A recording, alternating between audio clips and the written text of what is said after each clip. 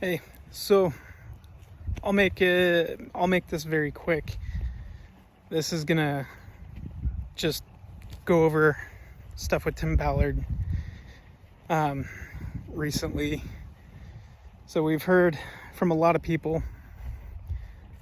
More things are going to be coming out. One thing we've noticed lately is that the managing director for church communications, that job has been posted, and that's in Salt Lake City. So, thing is Eric Hawkins is currently listed on LinkedIn as holding that job.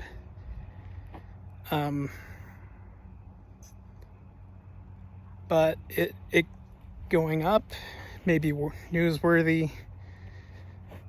Richard E. Turley Jr. was promoted from managing director of the church history department to that elite position as managing director of the church communication department before retiring in March 2020.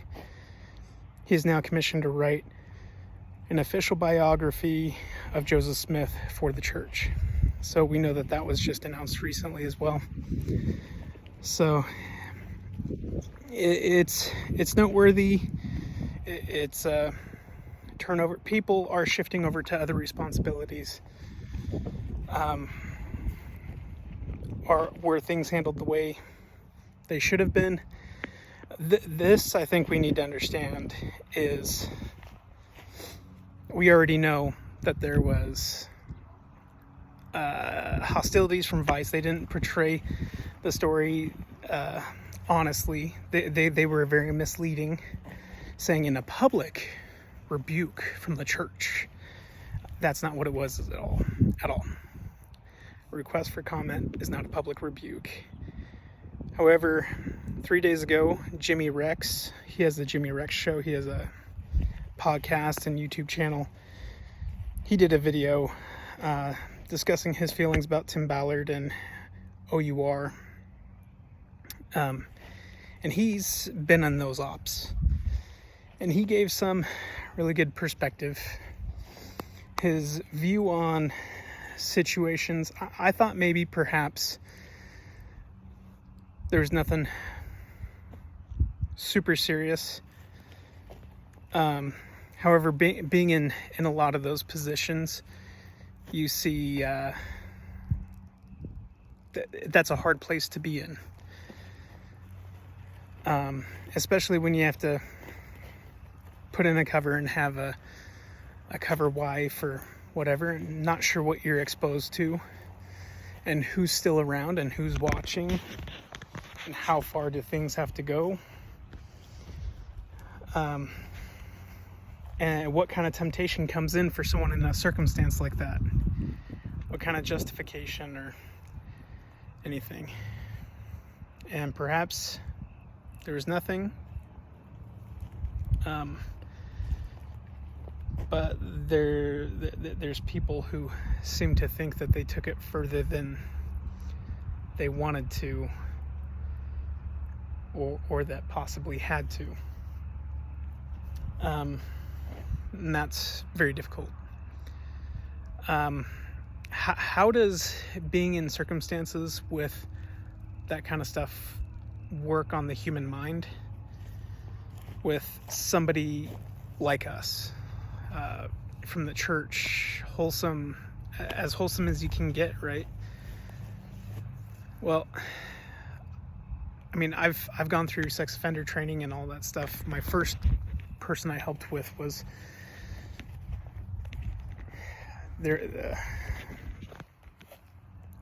a child who had undergone a lot of trauma. They're okay now, but one thing I noticed is I had somebody, when I switched departments, the person training me, I could tell, was having a lot of internal conflict, and the specialty that they were in was sex offenders. And I started seeing how it changed his language, his persona, and the way he jokes. and I started noticing, like, you are spending a little bit too much time on this evidence or confiscated things. And I had asked that maybe he take on a different leadership responsibility to get his mind clear. And apparently that was exactly what he needed. And he did very well right after that and was in charge of some other court. I don't want to give too many details, but I think he significantly improved. Having gone through sex offender training and knowing the dialogue on that, first off, I've mentioned this before, my training initially came from a guy out of Interpol who gave us an immaculate, wonderful training. Then after that, it came, we got an East Coast academic who gave us a training and was more liberal-minded and saying that these things are only illegal now because people just haven't broadened their perspective. And he seemed to think that all they had to do was reduce what is considered risque or deviant desires and behavior, and then less things would be illegal. And that did not sit well with me. But this guy Rex, I'll put his video in the description, but no, he gave some good context. It's coming from his point of view. He wasn't there for every single little thing. But he said that, from what he said, I'll say that Tim seemed to know that he had weaknesses and that there are mistakes made that he feels like he addressed, and that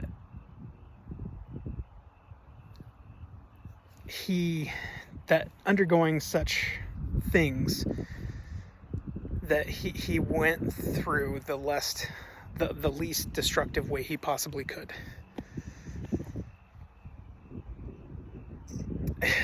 And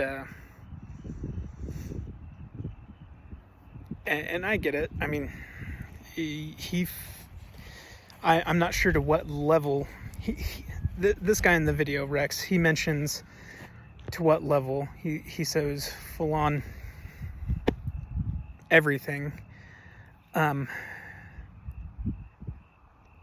I've been not wanting to believe that either. And it may not even be true because no charges actually came out, and I'm not sure if that's because it was under the guise of an operation. But ultimately, a lot of this, especially about Elder Ballard, did come out through a guy, Paul, who worked with them. Paul's excommunicated member of the church. I don't think he has a personal bias against the church, but he didn't like the idea of Tim sharing how saving children can also bring people closer to God through the church. So Paul obviously said, well, I don't like that. That's not why we're doing this. And so I think Tim tried to keep as many like-minded people around as possible, but telephone game and perspectives, they'll be painted completely different. You see what Vice News does with the information that they had. They could have ran a very transparent, neutral thing, but what they want to drive up contention. And I hope this isn't contentious, I know that there's going to be people that stand by Tim no matter what, and that's good. I'm not saying that he's a bad man or anything like that. I think that there are, when you put yourself in an environment like that, it is hard, and that repentance is going to play a huge role. And it seems like he has gone through what he could, and he feels, I'm not trying to speak for him, but it seems that he feels like he has gone through the process necessary. And so it's like opening up an old wound and saying, no, that was healed. Why are we doing this? That's my perspective. And I hope I'm wrong. I would love to be wrong. But I don't think that this should divide people. I think the way the church came out with its statement, we already know that they do an apologize first tactic. We saw that with the BYU volleyball game, where what was it against Duke? And the girl, her aunt or someone was a judge. I don't know. But basically, they tried to claim a racial slur, but all video evidence and everything showed that nothing ever happened. Yet, there was no apology issued. People at BYU just kicked the kid out and blocked him from coming in, and just rebuked this guy openly, and just was apologetic. And we don't know the type of scrutiny that the church is undergoing behind closed doors. We know that Sister Nelson had stated that the last conference came at much sacrifice, and it seemed to be a sacrifice for personal safety. And that may not be what it was about, but she said that she'll tell us in the next life.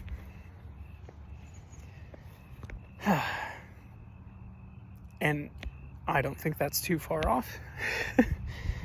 I think that the church organization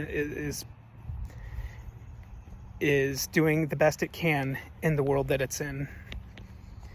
Are there nasty players with political biases? Of course there are. There are on both sides. There are people who will belligerently do whatever, like, nope, we're going right, no matter what. We're gonna ignore anything these people say. And that protects you, but to an extent, but it makes you belligerent and arrogant or ignorant. And I hope this isn't coming. I really don't care if it comes off wrong way. I really don't care. I hope you choose not to be offended or upset. Because obviously that's not my intention. But if you do get upset, I'll let you know right now. I truly do not care. But that's something I'm working on.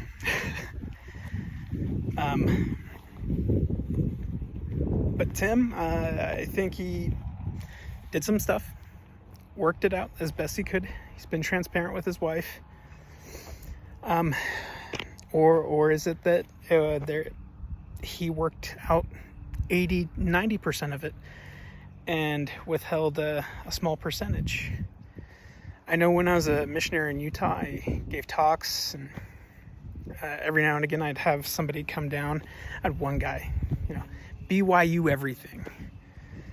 He said that he had been hiding a lot of skeletons in his closet since his BYU days, had not done any, he had prayed and done repentance, and he's seen his bishop for repentance issues, but had never been 100% all the way with it. And he said, you know what, I've got some skeletons, and this talk on repentance has motivated me to address those properly. And that shocked me, being, a little bit younger and seeing a guy who looked to have everything put together and looked like somebody who would probably easily just glaze over with a talk from a missionary. But, I hope that worked out. I know that that's the circumstance for a lot of people. So, either way, this is addressing repentance, and I hope that regardless if he's found guilty of anything, that forgiveness should already be extended. And towards the women speaking out, even if they have a political bias, we forgive our enemies, as hard as that may be sometimes. But we're called to be saints, not Mormons. Gosh, I'm so sick of Mormons. I love saints, though. Freaking love saints. And I hope that we can really unite in understanding and peace. Because if it's something like this is tripping us up in our testimonies or our trust in leaders, or if this is something worth being divisive over, we're not ready. We are not ready for that veil to be lifted. We need some more time. And perhaps we need more time in a large number of things. I know I do when it comes to eating chocolate, like cookies. My gosh, I cannot go to the store without grabbing some baked goods. Even if we just made some cookies, I will pick up some stuff. Oh. So forgive me. And Tim, if you ever see this, I doubt you ever will, but love you. Have full faith that regardless of whatever the circumstance is, that you will spend some time with your family, and this will be a time of healing and renewal. Whatever choice and direction, whatever you choose to do, we support you. And we understand when you go in hell, you're going to get some burns. And that's unfortunate. But our hearts go out to you. Take care.